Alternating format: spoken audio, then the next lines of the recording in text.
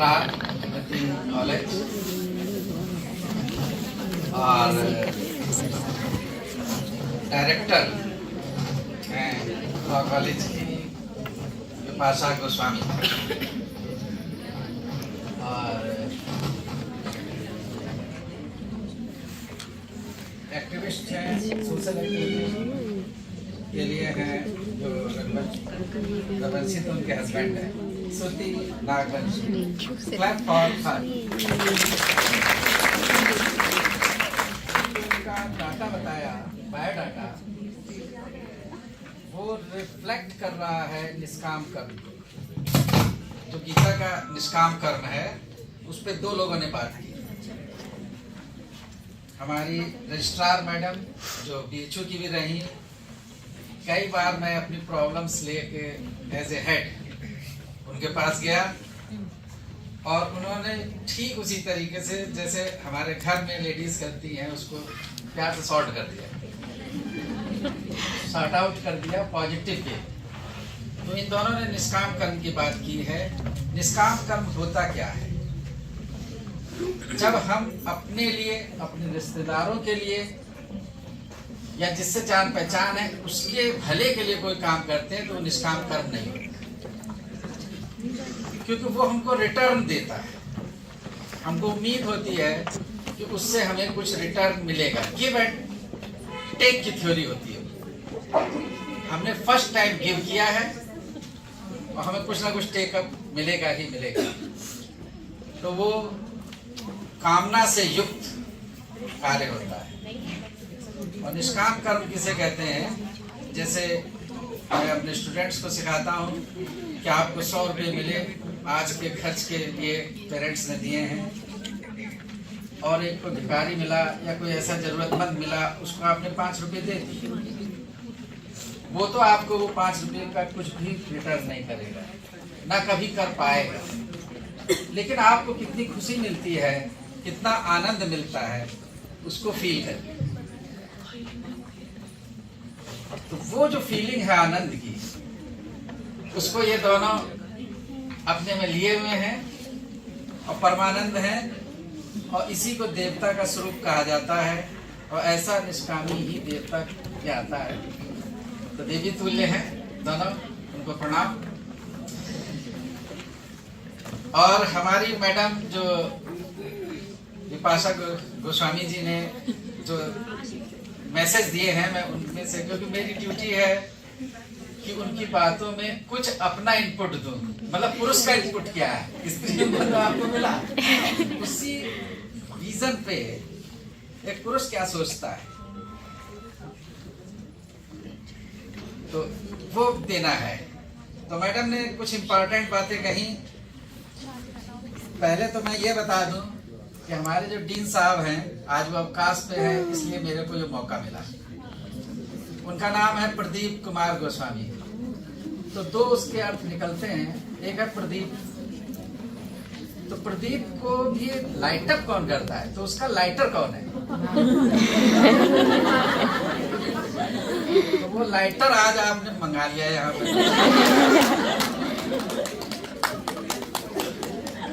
और मैं आपको बता दूं, उस लाइटर से हम भी लाइटेंड होते हैं, क्योंकि जो घर में है, मतलब मैडम इनकी बात होती रहती है तो वो डायरेक्शन देता नहीं, तुमको ऐसे नहीं करना, ऐसे जाके करना है। तो कोई भी मुद्दा है तो रजिस्ट्रार कॉलेज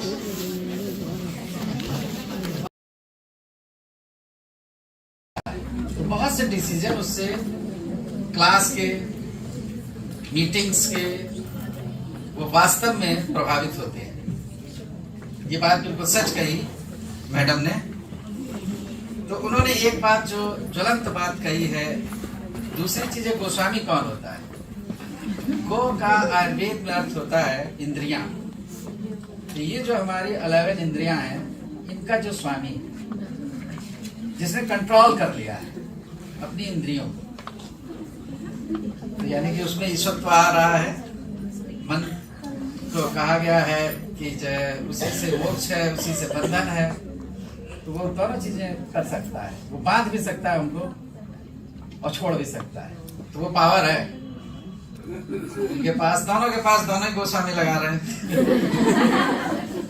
तो मैडम उनको मतलब जिस डायरेक्शन में लाइट अप कर सकती है, इनलाइटेंड कर सकती है, ये पावर है, मैं तो मानता हूँ।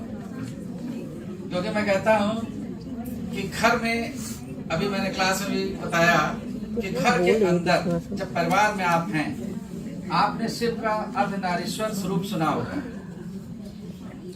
तो वो आधा नारी है आधा पुरुष है, ऐसा क्यों है? तो मेडिकल साइंस की दृष्टि से ये है कि एक्स और वाई क्रोमोसोम्स हैं जो दोनों प्रेजेंट हैं उसमें, और दूसरा ये है कि उन दोनों के मिलने पर ही कंप्लीट है। अगर कोई फीमेल ये सोचे कि वैसे तो हमारे गुरुजी ने ये बताया कि जो ओवा होता है वो टोटीपोटेंट होता है, उसको जो है स्पर्म की जरूरत नहीं है, साइंस इतनी तेजी से बढ़ेगी कि पुरुषों की कोई आवश्यकता नहीं रहेगी, उसकी वो पोटेंसी इतनी तेज बढ़ेगी। तो अभी आगे क्या होगा वो नहीं बता रहा हूँ, लिमिट के अंदर बोल रहा है। मैडम ने कहा कि वो पुरुष लोग भी एक लिमिट में आ जाते हैं, ये रियलिटी है बिल्कुल, क्योंकि जो मजाक में या ऐसे शब्द हम लोग बोलते हैं तो वो हम वहां नहीं बोल सकते, वो कैप्चर हो जाएंगे, तुरंत ऑब्जेक्शन हो जाएगा। तो सीमित और संतुलित शब्दों में हम लोग को बोलना होता है। तो मैं ये कह रहा था, तो गोस्वामी जी नहीं है तब मेरे को ये अवसर मिला है। हाँ सर, हाँ।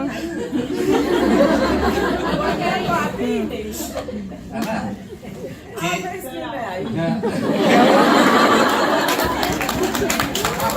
हम इसलिए आए हैं कि मैडम जो है आज हमको इनलाइटेंड की है,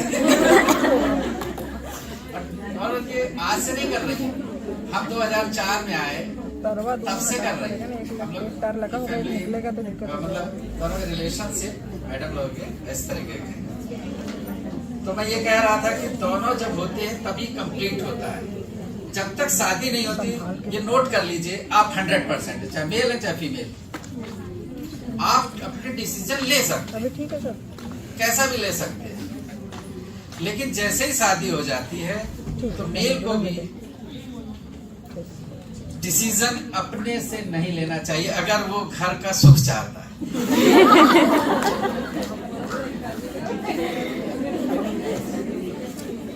अगर वो स्वयं डिसीजन कर लेगा तो फिर क्या होगा, वो खुद ही जान रहे हैं। एक दूसरी बात है कि मैं थोड़ा सा और लाइटर मूड में कहना चाहूंगा, हम जो है छोटे छोटे डिसीजन करते हैं, छोटे छोटे, और मैडम करती हैं बड़े बड़े हमारे प्रभाव, जो जिनकी रेज में हम कैप्चर्ड, तो वो क्या छोटे और बड़े हैं। अब मैं वो छोटे और बड़े डिसीजन बता रहा हूँ, वो छोटे डिसीजन क्या है, वो फैसला करती हैं कि कौन सा, तो बहुत से डिसीजन उस पूरे वर्ल्ड का डिसीजन है। कहना का मतलब क्या है? बड़ी सोच आपकी, छोटी सोच हमारी।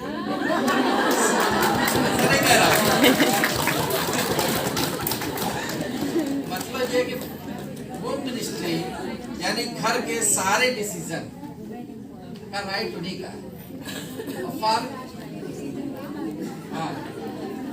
और जो बाहर के डिसीजन है सोशल, तो उस पर हम लोग थोड़े विचार रखते हैं। और एक बात आपने सुना होगा कि स्त्री को लक्ष्मी कहा गया है, लक्ष्मी जी बैठी है हमारी, डॉक्टर लक्ष्मी, तो विजय लक्ष्मी जी भी अभी यहाँ थी, एग्जाम लेने गई हैं। तो देखिए लक्ष्मी क्यों कहा जाता है, पुरुष को विष्णु क्यों नहीं कहा जाता, स्त्री को लक्ष्मी क्यों कहा जाता है? क्योंकि जब वो घर में एंट्री करती है तो कहते हैं लक्ष्मी ने प्रवेश लिया, जब वो पैदा होती है तो कहते हैं लक्ष्मी आई। उसका देखिए रीजनिंग ये है कि उसी के रहने से अगर आप उसको लक्ष्मी मान के सारी पावर, और एक पक्ष आपने सुना ना, दूसरा भी पक्ष जो वो कह रही ना, वो प्रेजेंट करेंगे, यानी कि बैंक की पासबुक और जो चेकबुक है वो उनके लॉकर बंद। हमको ये कहना पड़ता है 2000 दे दो, 5000 का आज खर्चा है। तो जब रियलिटी में हम लक्ष्मी की पावर उनको देते हैं तब आप कुछ ऐसी चीजें कर पाते हैं कि आपके मकान भी बनेंगे, बच्चों की पढ़ाई भी होगी, सभी कुछ होगा, और किसी ऐसे लत में इन्वेस्ट नहीं होगा जो पुरुषों को लग जाती है। उन लतों का नाम नहीं लूंगा। तो उससे वो दूर करती है कैसे? घर में बैठे, अभी वो बाहर नहीं, क्योंकि आपको 2000 है तो 2000 खर्च कैसे हुए एक ही बार में नहीं कर सकते, चेकबुक आपके पास है नहीं। तो ये हुआ लक्ष्मी का रूप। तो क्योंकि जो स्त्री है, तो हम लोगों ने पढ़ा और देखा कि जो स्त्री को दुर्गा का रूप कहा, जो आज मैंने मैसेज भी डाला था, हर फीमेल में दुर्गा है, और वो एक टॉय नहीं है, वो क्वीन है। ये बहुत इंपॉर्टेंट मैसेज है और हर युवा लड़की को समझ लेना चाहिए। उसमें वो सारी पावर्स हैं, क्योंकि एक बात समझ लीजिए, जब जब पुरुष हारे हैं तब तब उन्होंने फीमेल को सरेंडर किया, तब वो विजय पाए।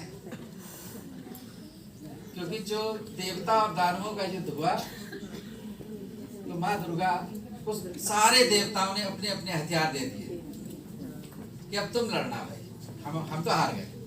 उनकी स्तुति की और सारे हथियार उनको दे दिए, और तब वो असुरों पे विजय पाई। तो कौन पावरफुल हुआ? कौन से देवता पावरफुल हुआ? दुर्गा पावरफुल हुई या दूसरे देवता?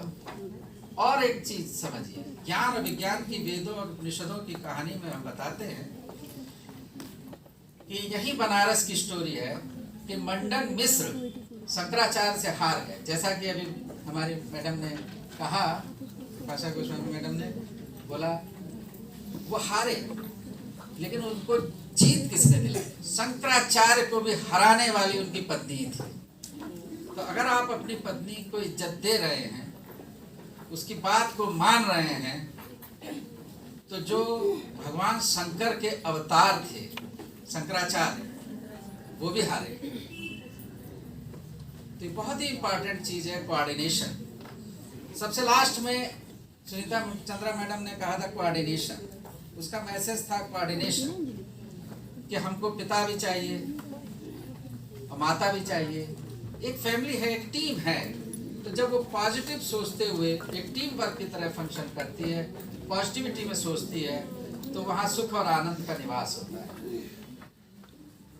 और जब उसमें कोई नेगेटिव एक भी होता है तो प्रॉब्लम आती है। और तो जो दूसरी जो लीगल पॉइंट है, जो सबसे मोस्ट इम्पॉर्टेंट पॉइंट है, बर्निंग पॉइंट है, जिसको विपाशा गोस्वामी मैडम ने डिस्कस किया कि 60% केस जो है फॉल्स हो रहे हैं, ये सब बातें हैं। तो उसका एक ही उपाय है कि कम से कम फैमिली में, समाज में, जहाँ कार्यस्थल पर एक बैठ के पहले बात होनी चाहिए।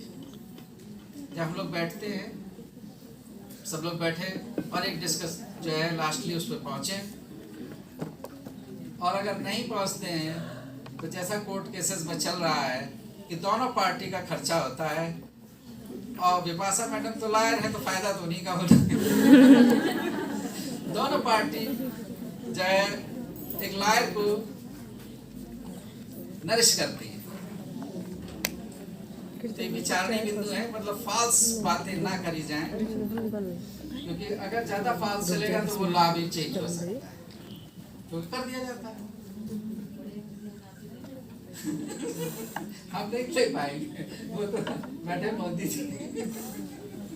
अब मोदी जी ने क्या किया है? मोदी जी ने ये कहा कि जो है गांवों में, शहरों में मकान जो है फीमेल के नाम होगा। ये बहुत बड़ी जो है उपलब्धि है, मोदी जी के लिए तालियां। भारत ने बहुत बड़ा डिसीजन दिया है। हमारी विजय इसमें है कि पुरुष बहुत शान से इस बात को बोल रहा, प्रेजेंट कर रहा हूँ। हमारी विजय तो ये हुई कि बहुत ही इंपॉर्टेंट पॉइंट डिस्क्लोज करना, शायद मेरे को उसमें माइनॉरिटी में है कि अच्छी अच्छी बातें मैं मेजॉरिटी में बता रहा हूँ, मेजॉरिटी में मैं ये बता रहा हूँ, मेजॉरिटी में ये है आप कि उसको याद रखिएगा। हाँ। तब मैम जब रहेंगे तब हम लोग बोलेंगे। तो देखिए एक बार ये बात मेरे को सुनने को मिली कि भाई हम भी नौकरी में हैं, हमारे नाम क्या है। तो ये एम्पावरमेंट कैसे किया जाता है, जो मैंने कहा कि अभी मैडम ने क्वेश्चन उठा दिया, तब इस बात का आंसर दे रहा हूँ।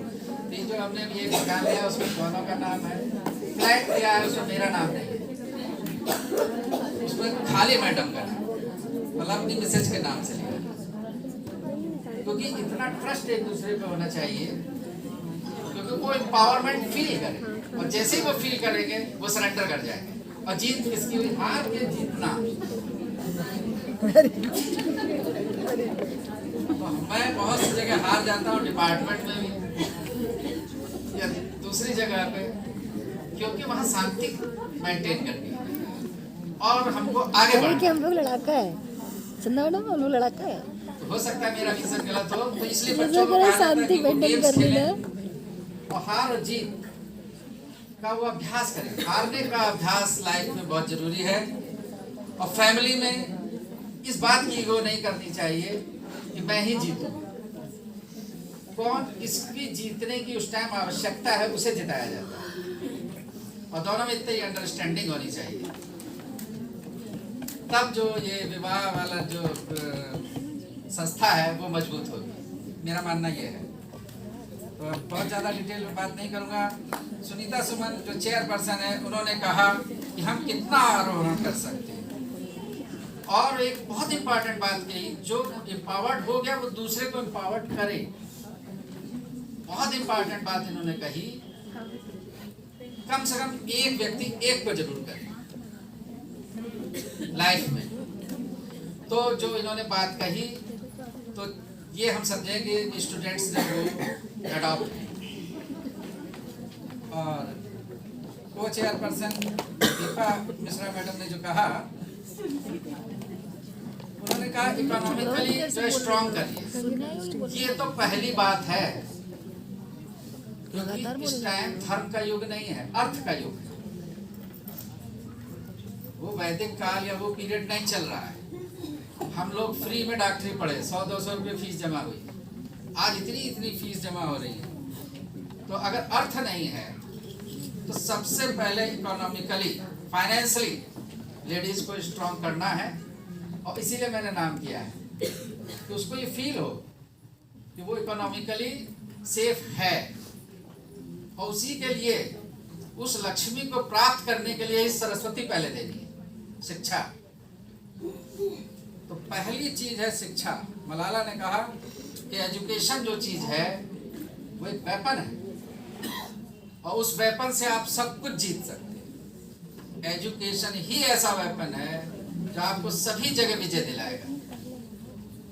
तो फीमेल्स को एजुकेशन से एम्पावर्ड करना पहली प्राथमिकता है, और दूसरे नंबर पे ये अर्थ की बात आती है, और तीसरे समय पे है काली का जो बताया, क्योंकि तीनों देवियों की बात करेंगे।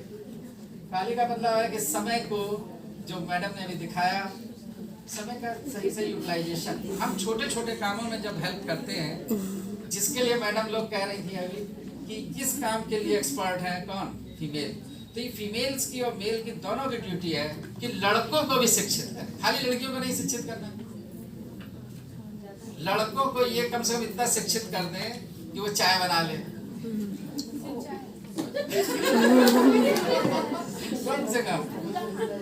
कम से कम खिचड़ी बना ले, कि जब पार्टनर बीमार है या कोई बात है तो आप कैसे हेल्प करें, कैसे कोऑपरेट करें। तो ये शिक्षा कौन देगा?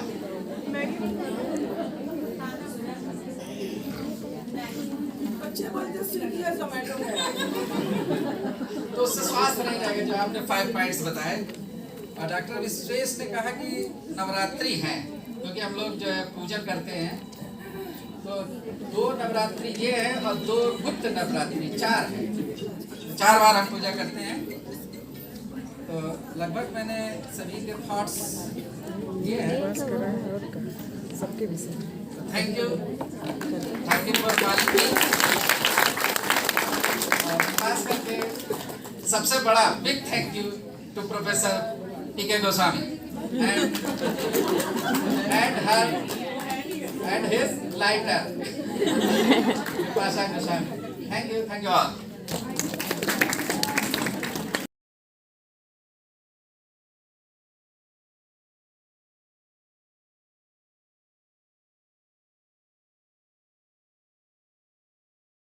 पूरे वर्ल्ड का डिसीजन